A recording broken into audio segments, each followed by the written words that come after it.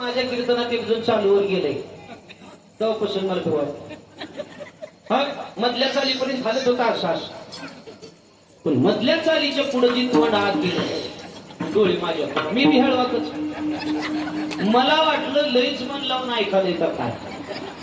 सगळंच्या सगळं कीर्तन मी त्याच्याकडे बघून सांगितलं. बाबा कीर्तन झाल्यावर त्याच्या जवळ गेलो. मला वाटलं ज्ञानी असेल, विद्वान असेल, पंडित असेल. जवळ त्याला हात लावला. बाबा ओ बाबा बाबा असं पुन्हा हात लावला. बाबा हो तरी बाबा गप्पच. आता एकदा दोनदा बोलून माणूस नाही बोलल्यावर माणूस घाबरतो का नाही? घाबरतो का नाही? बाबा जाऊ द्या. माणसाला जिवंत माणसापासून धोका आहे का मेलेल्या? जीवन मेलेल्या माणसापासून काय धोका? ज्याला दुसऱ्याने उचलून न्यावं लागतं ते काय करणार आपल्याला? मेलेल्या माणसाच्या पुढे 5,000 रुपयाचं बंडल टाकलं. किती? जाऊ द्या 50,000 रुपयाचं बंडल टाक उचली. जिवंत माणसं पुढे चुन्याची गडी पडू द्या ठेवील. खरा धोकेबाज कोण आहे? तरी लोक मेलेल्या माणसाला घाबरते तर जिवंत माणसाच्या खांद्यावर हात टाकून ठेवते नाही की नाही? तसं मी थोडं घाबरलं बरं का. चौकदाराला बोललेलं तिथल्या बाबा बरोबर म्हणले ही बाबा हलत नाही झुलत नाही काय भानगड आहे. नेमका तो चौकदाराचा मित्र होता. त्याचं नाव होतं केरबा. ते चौकदार जवळ आला आणि त्याला धक्का देऊन म्हणला हाय केरबा, हाय केरबा म्हणल्यावर ती धाड दिशू खाली पडलं बाबा. आणि तेव्हा मला कळलं की मधल्या चालीलाच गेलं होतं. तेव्हापासून मला बी वाटतंय माझ्या कीर्तनात कोण बोलणं गेलं हालना गेलं नुसतं असं बसलं का नाही मला त्या केरबाचं ध्यान येतं. म्हणून नको का बाबा असं असं करीत माझे मला बी वाटायचं. माणसालाच का उपदेश करतात तो कुंभार आहे. थोडं बोलकी माणसं निर्माण मनाचे असते आणि गप्पशी पिवळातल्या गाठीचे असते. बरं बोलत जा. मनुष्यालाच तो कुंभार आहे का उपदेश करतात त्याच्या मागचं कारण आहे. बाबा भजन करण्याचा अधिकारी फक्त माणूस आहे. माणसाच्याच जन्माला आल्यानंतर भजन करता येतं. बरोबर आहे की नाही? पशु काय पाप पुण्य जाणते काय माहित आहे? भजनाचं ज्ञान कुणाकडे आहे? याच देही घडे देवाचे भजन आधी काही ज्ञान नाही कोठी, आधी काही ज्ञान नाही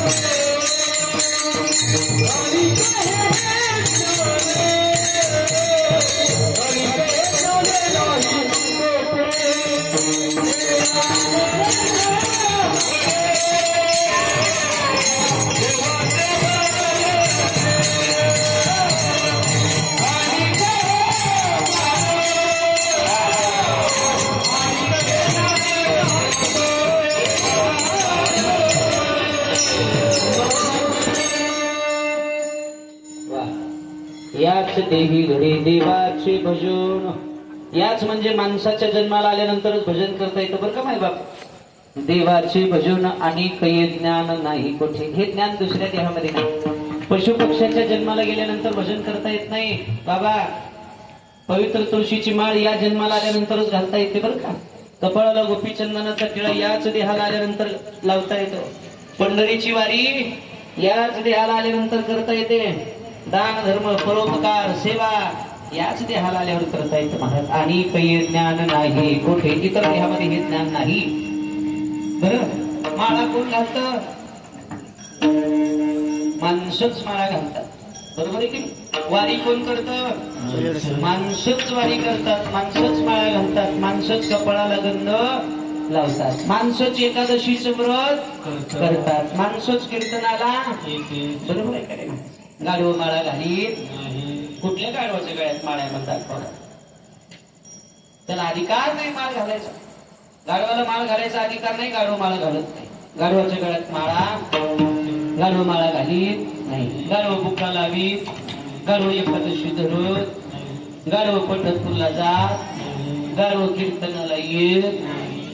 गाडवातले गाडव सांगायला माणसातले नाही. बरं कोणी मनावर घेऊ नका. आणि वाईट वाटत असेल तर माळा घालावे.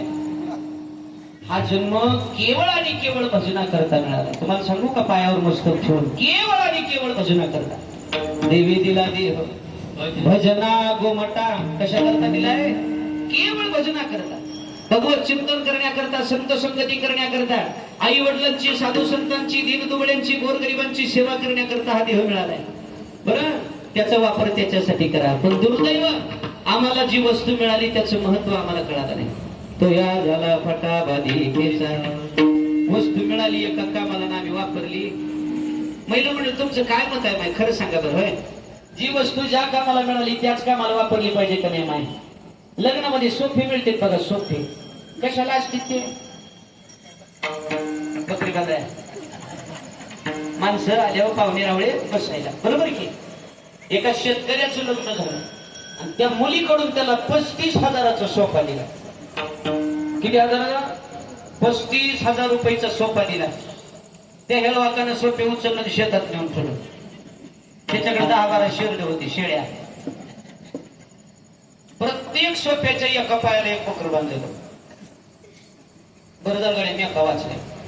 ती बकरी बी एवढी हेळवाक होती, अख्ख्या वावरात सोपावरी फिरायची. आणि बघायचं ती वळताना म्हणायचं वा वा वा वा वा रासनी बी वाचली वा. एकडे मऊ होते. आता ज्या पाहुण्यानं सोफा दिला होता ती पाहुणा आला.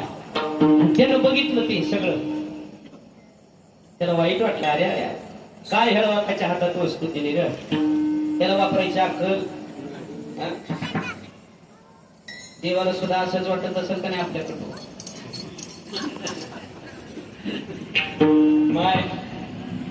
आम्हाला देह मिळाला भजना करताना आम्ही वापरला केवळ विषयाचं भोग भोगण्याकरता, मौज मजा मस्ती करण्याकरता.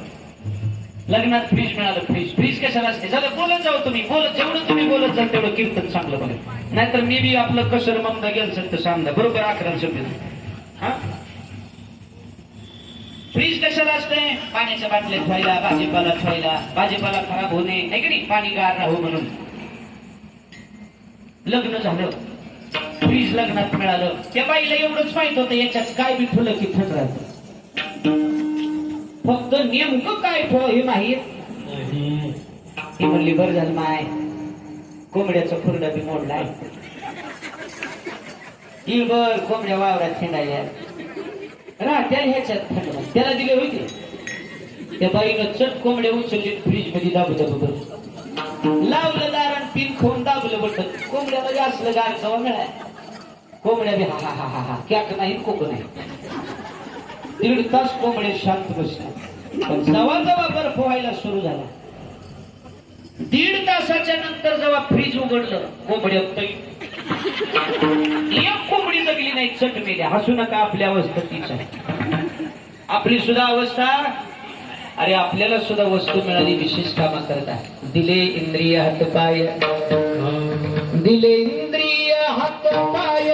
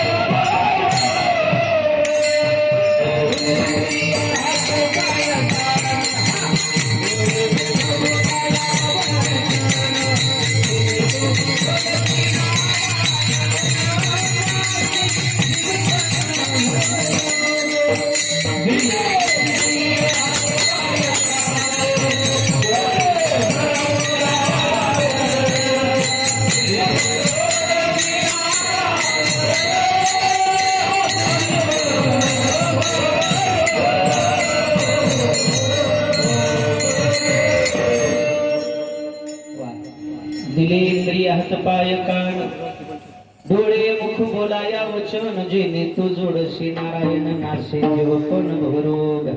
आणि या भवरोगातून मुक्त होण्याकरता जन्मजन्मांतराच्या दुःखातून मुक्ती मिळवण्याकरता पांडुरंगाने एवढा सुंदर नरदेह तुम्हा आम्हाला प्रदान केला.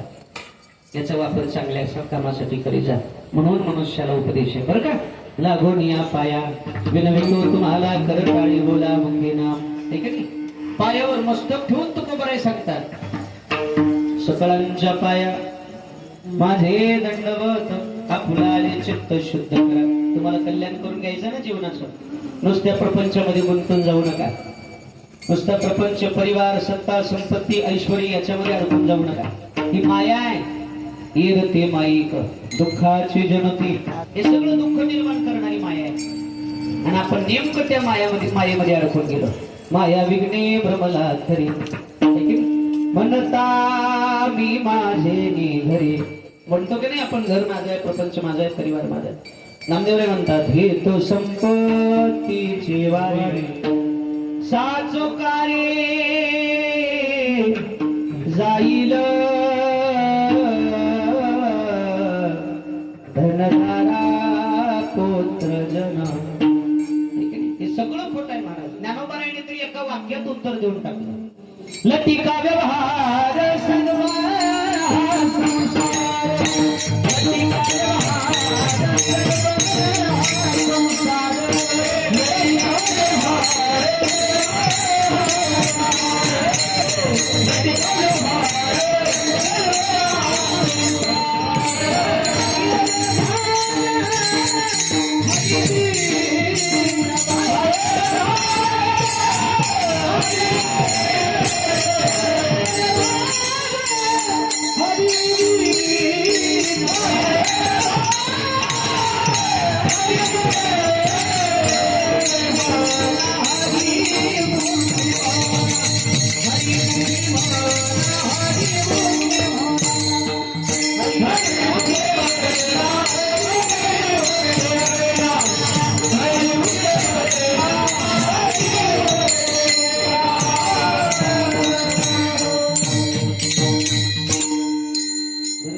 ज्ञानोबा म्हणतात लटिका व्यवहार सर्व हा संसार सगळा संसार लटिका आहे. लटिका म्हणजे खोटा.